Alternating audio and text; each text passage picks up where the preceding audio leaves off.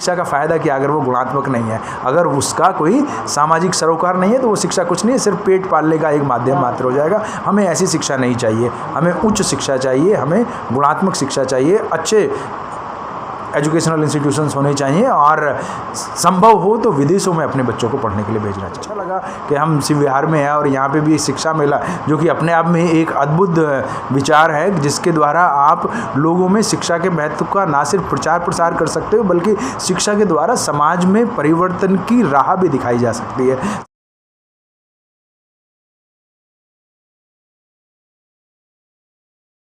Video में बोले गए शब्द वक्ता द्वारा खुद के अपने व्यक्तिगत विचार हैं, जिससे सुपर जस्टिस न्यूज चैनल का कोई भी प्रत्यक्ष व अप्रत्यक्ष रूप से संबंध नहीं है। सर, आपका नाम और परिचय? हाँ, मेरा नाम राजकुमार है, मैं दिल्ली यूनिवर्सिटी में दयाल सिंह कॉलेज है, वहाँ पे पॉलिटिकल साइंस पढ़ाता हूँ। तो सर, जैसे कि आज शिक्षा मेला में आप आए तो आपको कैसा महसूस हुआ और क्या संदेश आप युवा पीढ़ी को देना चाहोगे? क्योंकि बहुजन समाज के आंदोलन में शिक्षा बहुत महत्वपूर्ण है और बहुजन समाज की शुरुआत ही वास्तव में शिक्षा से होती है। अगर आप ज्योतिबा फुले साहब से लेकर सावित्रीबाई फुले, अयोध्या दास या हरिश्चंद्र ठाकुर, गुरुचंद ठाकुर, जो कि 19वीं शताब्दी में आंदोलन की शुरुआत करते हैं, वहीं से शिक्षा के लिए अपने अलग विद्यालय खोलते हैं और बड़े स्तर पे शिक्षा के द्वार समाज के लिए खोलते हैं। क्योंकि भारत में शिक्षा वास्तव में सिर्फ रोजी रोटी का माध्यम नहीं है, शिक्षा का एक बहुत अलग महत्व भी भारत के अंदर है। यहाँ पे सम्मान, यहाँ पे समृद्धि, यहाँ पे सत्ता किसको मिल रही है, ये भी शिक्षा के दौरान निर्धारित हो रहा है। इसलिए बहुजन समाज को बहुत लंबे समय से शिक्षा से वंचित करके उनके मान सम्मान को, उनकी समृद्धि को, उनकी एक तरीके से जीवन को पूरी तरीके से कुंद कर दिया गया था। तो माननीय काशीराम साहब खुद मूवमेंट ऑन व्हील्स स्टार्ट करते हैं, वो भी इस तरह के ही शिक्षा मेलाज की शुरुआत उन्होंने की।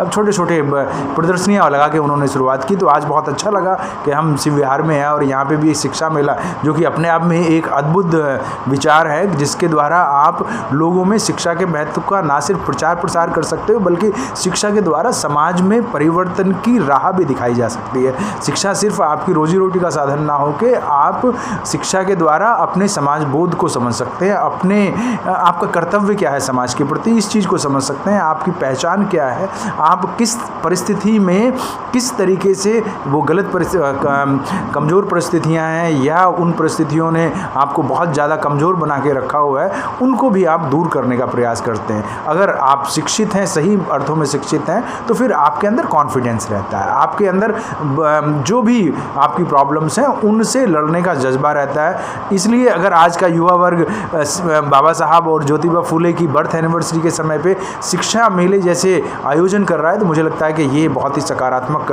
पक्ष है। खासतौर पे उस परिस्थिति में जब सरकारों की जिम्मेदारियां या सरकार अपनी जिम्मेदारियों से भाग रही है, वो शिक्षा का प्राइवेटाइजेशन कर रही है। जिस तरीके से प्राइमरी शिक्षा और माध्यमिक शिक्षा को लगभग खत्म कर दिया गया, उसको प्राइवेटाइज कर दिया गया। अभी हायर एजुकेशन में भी लगभग इसी तरह की बात है।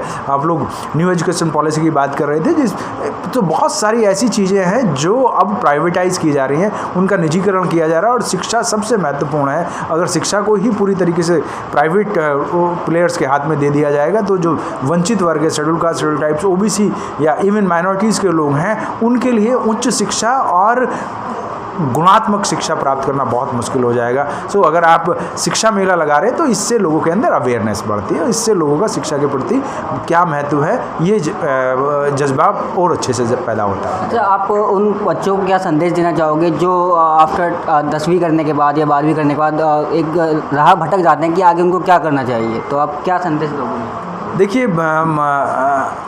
बाबा साहब ग्रेजुएशन करने के बाद कोलंबिया जाते हैं और एक व्यक्ति कोलंबिया जाके, न्यूयॉर्क, अमेरिका जाके फिर वो लंदन पढ़ने जाते हैं और बहुत सारा अध्ययन करते हैं। एक व्यक्ति उच्च शिक्षा के द्वारा देश में कितना बड़ा परिवर्तन कर सकता है, ये हम बाबा साहब के उदाहरण से समझ सकते हैं। इसलिए हमें शिक्षा सिर्फ रोजगार का माध्यम के रूप में नहीं देखनी चाहिए। शिक्षा का महत्व सिर्फ ये नहीं है कि आपको कोई रोजगार मिल जाएगा। सरकारी नौकरी तो आज की तारीख में कितनी कम है, आप समझ सकते हैं। इससे प्राइवेटाइजेशन हो रहा है, तो आपको छोटी मोटी स्किल डेवलपमेंट के थ्रू आप कोई 4, 6, 10, 15 हज़ार, 20 हज़ार रुपये का कोई आपको जॉब मिलेगा, वो भी कॉन्ट्रैक्ट बेसिस पे मिलेगा।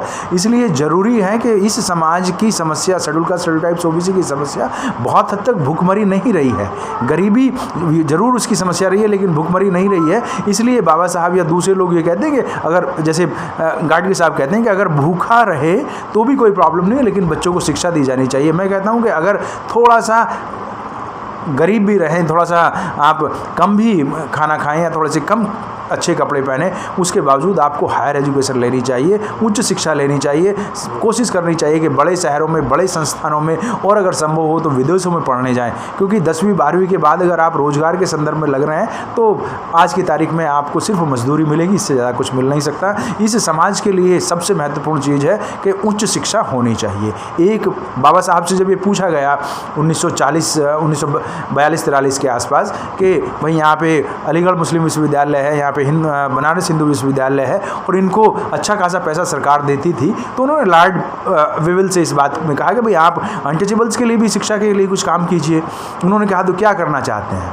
बाबा साहब ने कहा कि आप हमारे बच्चों को बाहर पढ़ने के लिए भेजिए। वायसराय उस समय पे कहते हैं कि भाई आपको अपने यहाँ पे प्राइमरी स्कूल की बात करनी चाहिए, आपको अपने यहाँ पे छोटे मोटे शिक्षण संस्थाओं की बात करनी चाहिए। नहीं, मुझे अपने जैसे लोग बनाने हैं। अपने जैसे लोग बनाने मतलब उच्च शिक्षा पे ध्यान देना। और उसी डिस्कशन में उन्होंने कहा था कि मैं 500 ग्रेजुएट्स के बराबर हूँ। आप मानते हैं इस बात को? उन्होंने कहा हाँ मैं मानता हूँ। इसीलिए हमें ऐसे लोग पैदा करने हैं जो एक व्यक्ति बड़े स्तर पे कार्य कर सके। शिक्षा तो अब जैसे जान ही रहे कि 90% लोगों को भारत में शिक्षा मिल रही है, लेकिन उस शिक्षा का फ़ायदा क्या अगर वो गुणात्मक नहीं है, अगर उसका कोई सामाजिक सरोकार नहीं है, तो वो शिक्षा कुछ नहीं है, सिर्फ पेट पालने का एक माध्यम मात्र हो जाएगा। हमें ऐसी शिक्षा नहीं चाहिए, हमें उच्च शिक्षा चाहिए, हमें गुणात्मक शिक्षा चाहिए, अच्छे एजुकेशनल इंस्टीट्यूशंस होने चाहिए और संभव हो तो विदेशों में अपने बच्चों को पढ़ने के लिए भेजना चाहिए।